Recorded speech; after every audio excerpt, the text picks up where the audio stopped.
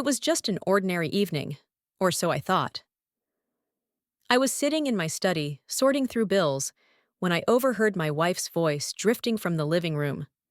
At first, it seemed like a casual conversation with her mother, but then her words struck me like a bolt of lightning. "Mom, I'm only with him because your treatment costs so much. This loser doesn't interest me as a man.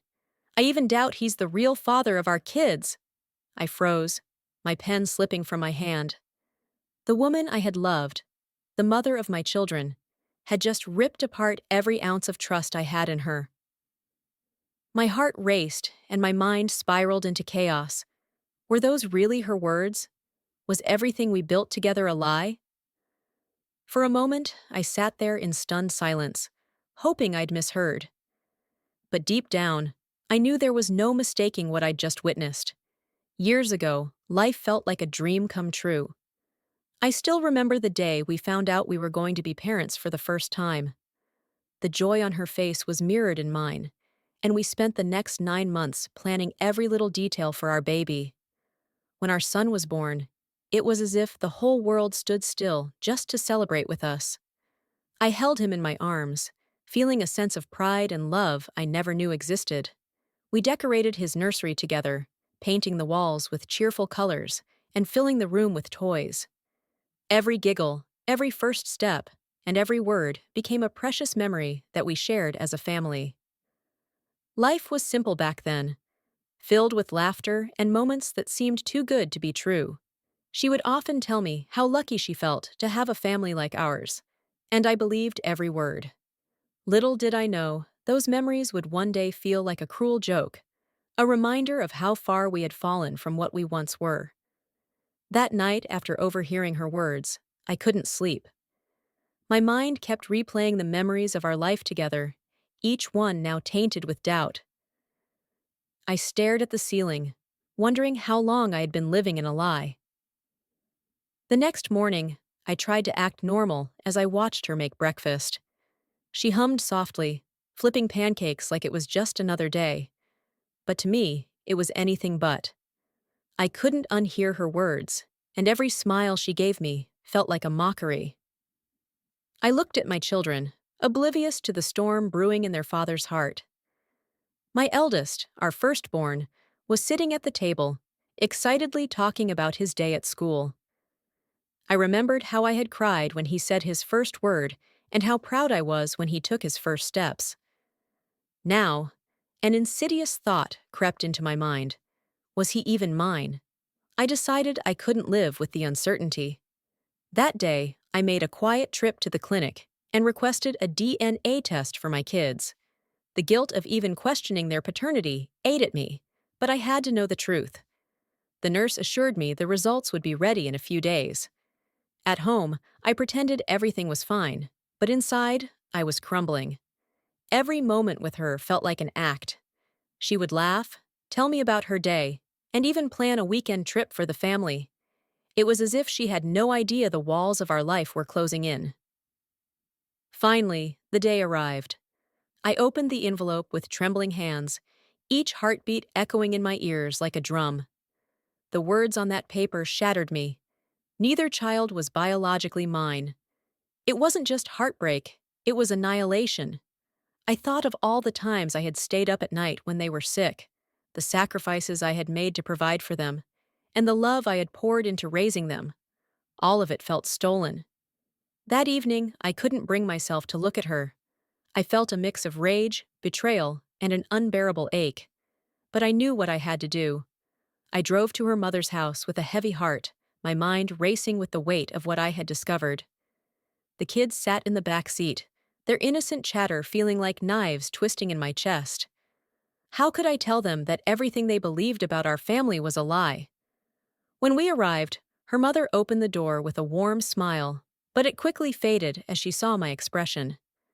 I handed her the bags I had packed, the children's clothes, my wife's belongings, everything that tied us together. "Your daughter and the kids will live with you now," I said firmly, my voice colder than I had ever heard it. "All questions? Ask your daughter." Her mother looked stunned, her eyes darting between me and the kids. But then, something unexpected happened. Instead of demanding an explanation, she sighed deeply, as if she had been expecting this day. "Wait," she said, stepping aside. "You need to see something." She disappeared into another room and returned with an old videotape. "Before you make any decisions, watch this. It's time you knew the truth." I hesitated, confused and wary. But the look in her eyes told me that whatever was on that tape would change everything. I nodded, and she set up the tape in the living room. The grainy footage began to play, and my heart sank as I recognized the faces on the screen. My wife, and a man I didn't know. They were young, sitting close together, laughing like they didn't have a care in the world. "That's her lover," her mother said quietly, her voice laced with bitterness. "They've been together since before she met you. When I was diagnosed with cancer, she told him she needed to marry someone with money to cover my treatment. That's when she found you." Her words hit me like a sledgehammer. My wife had used me. Our entire life together had been a transaction. But the tape wasn't finished. It showed more. Intimate moments between my wife and her lover, spanning years, even after we were married. I felt sick to my stomach. All those late nights, she claimed she was working late. All the trips she said were with friends. It had all been a lie. As the tape ended, her mother looked at me with tears in her eyes. "I didn't know how to stop her," she said. "She's my daughter. But what she did to you, it's unforgivable." The room was silent except for the faint hum of the television.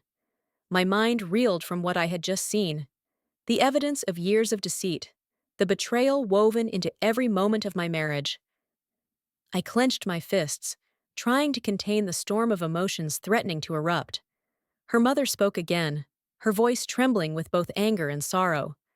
"She told me she'd only stay with you long enough to ensure I got my treatment. I thought she'd change after you got married, but she never let him go."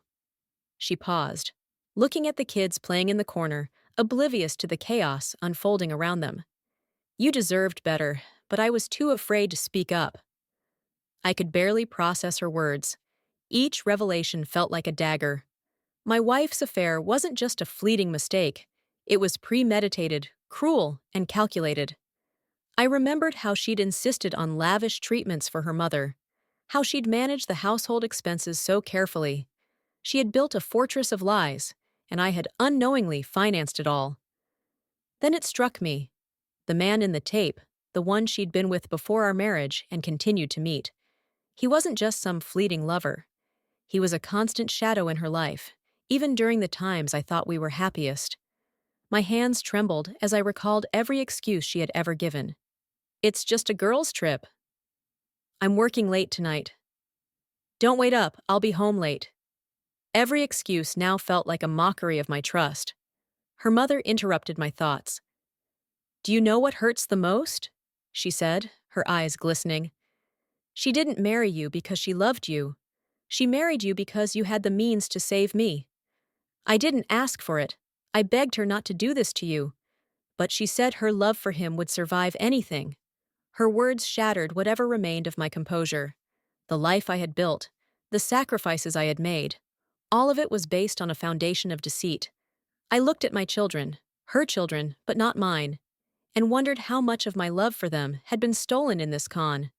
"What do I do now?" I asked, my voice barely above a whisper. It wasn't a question for her, but for myself. I didn't know if I could face my wife after this. But her mother's next words sent a chill down my spine. "There's more," she said, handing me a second tape. "This one's from last month. You need to know just how far she's gone." I hesitated before taking it, my heart pounding as I slid the tape into the player. The footage began, and what I saw made my blood run cold.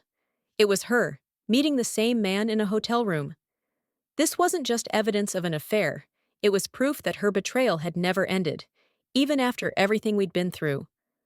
The date on the tape was clear. It was the night she had told me she was out with her coworkers. The lies weren't just in the past. They were alive and thriving.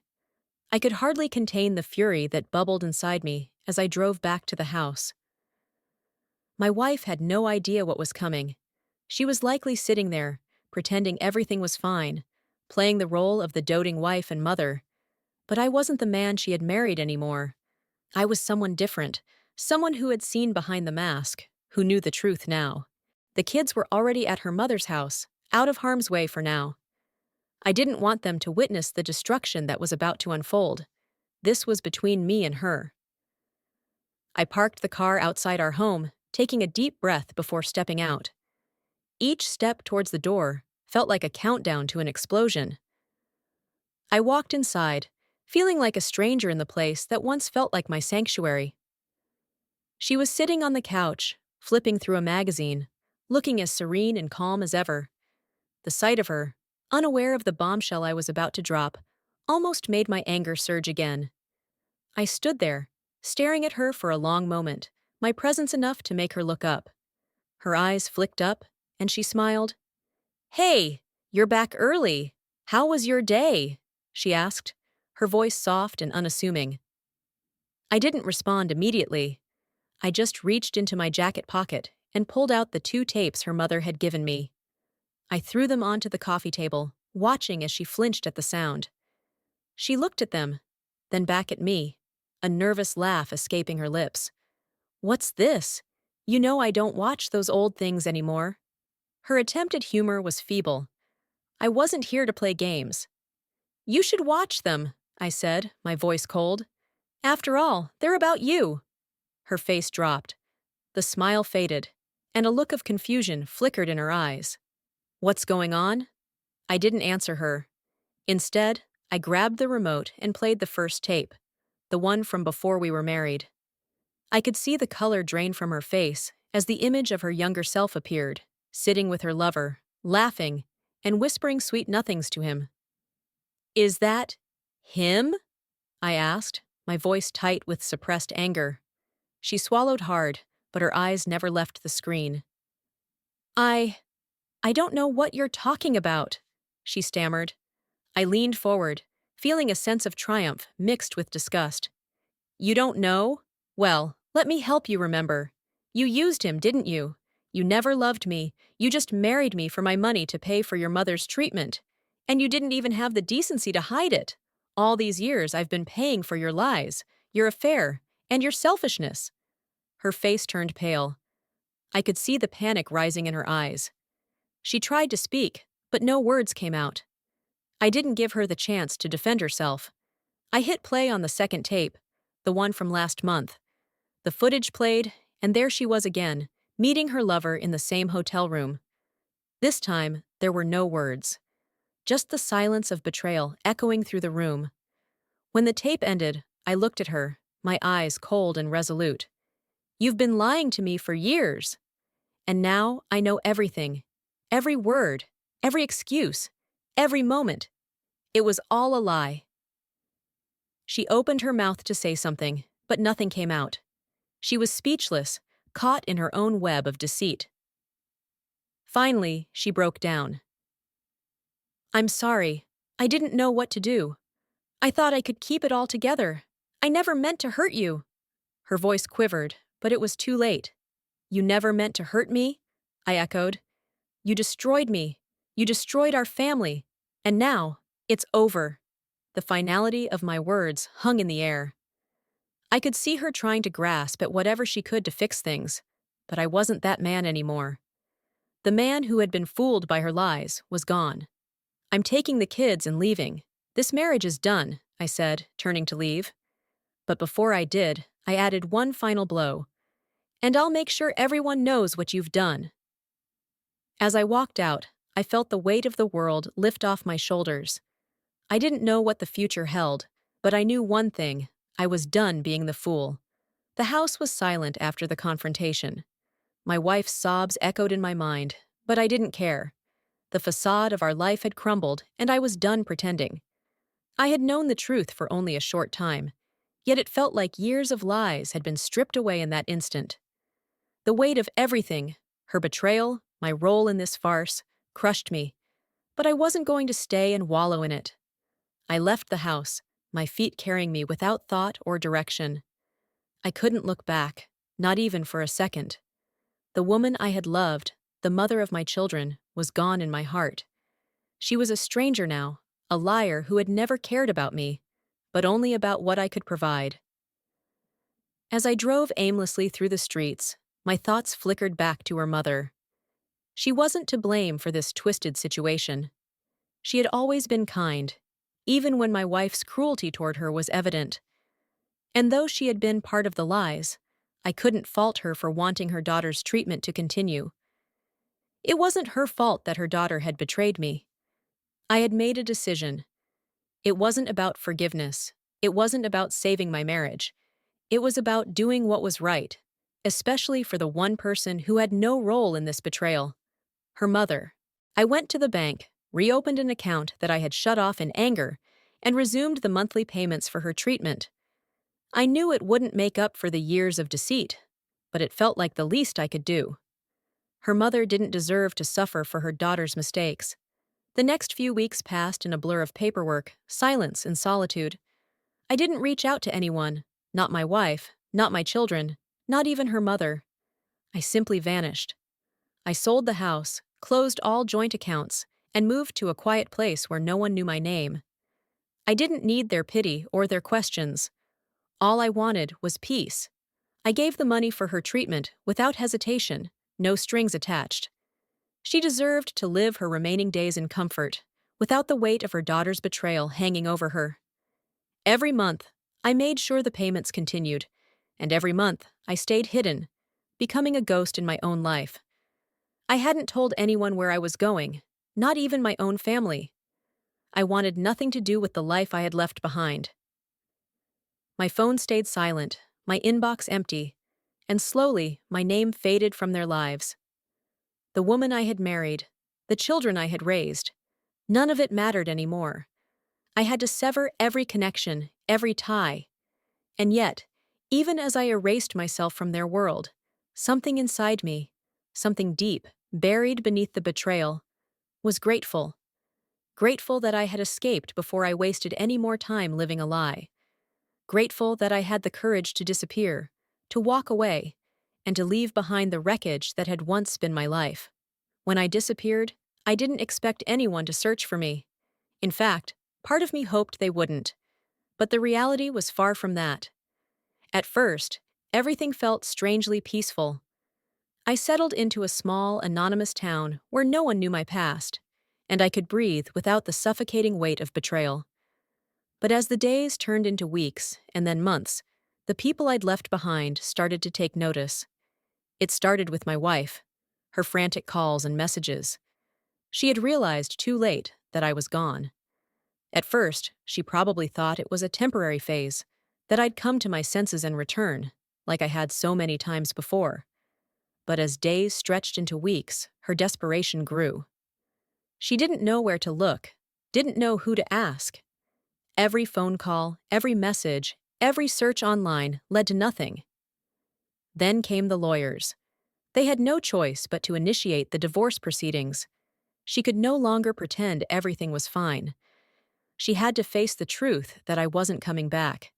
The divorce papers sat in her hands for weeks, unanswered, as she slowly realized I had not only vanished from her life, but from everyone's lives. I could only imagine her expression when the papers were finally filed, a mixture of regret, anger, and desperation. She had no idea where I was or what I had done. To her, I was just a man who had run away after confronting her about her affair. But the truth ran deeper than that. What hurt her more wasn't the divorce. It was the abandonment.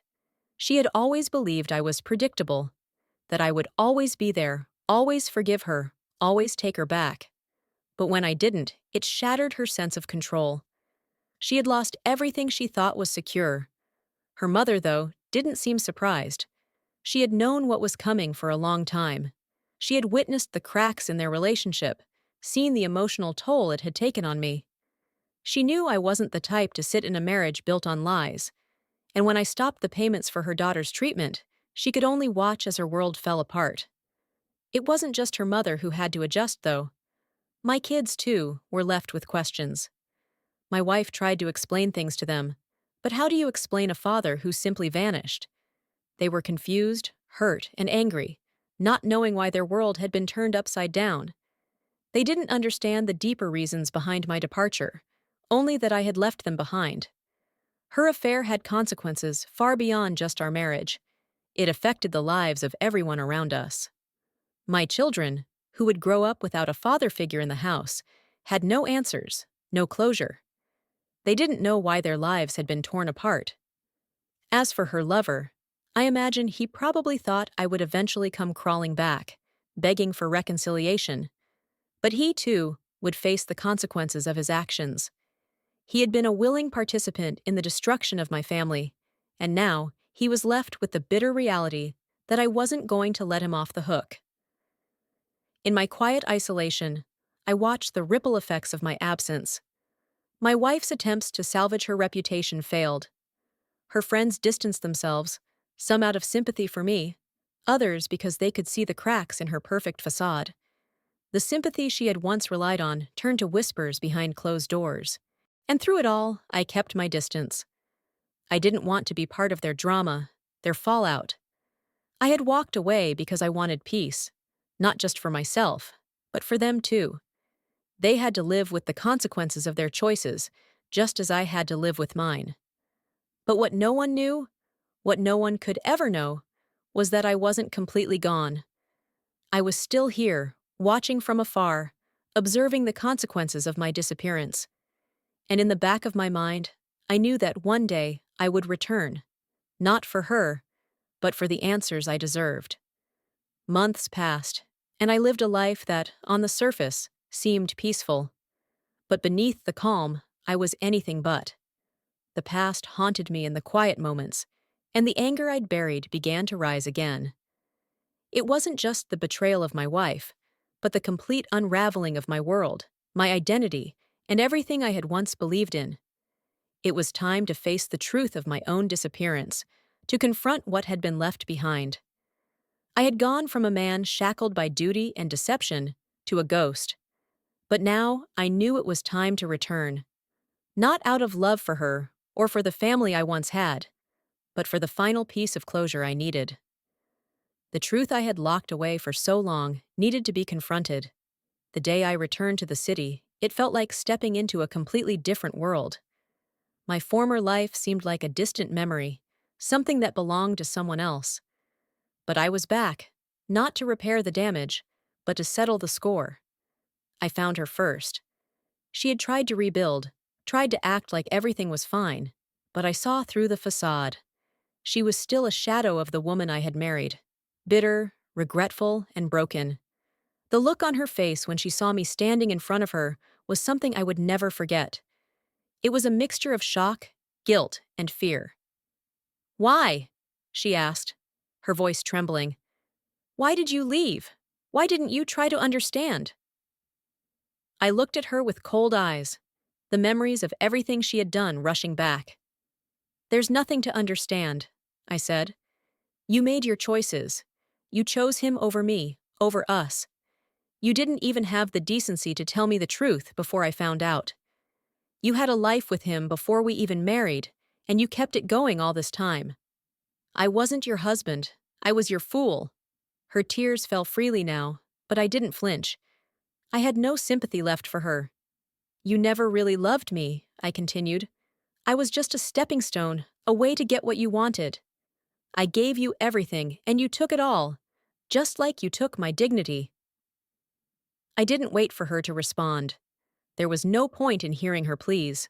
The damage had been done, and the silence between us spoke louder than any apology ever could.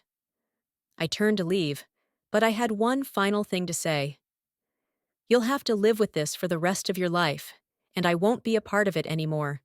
You're on your own now, just like I am."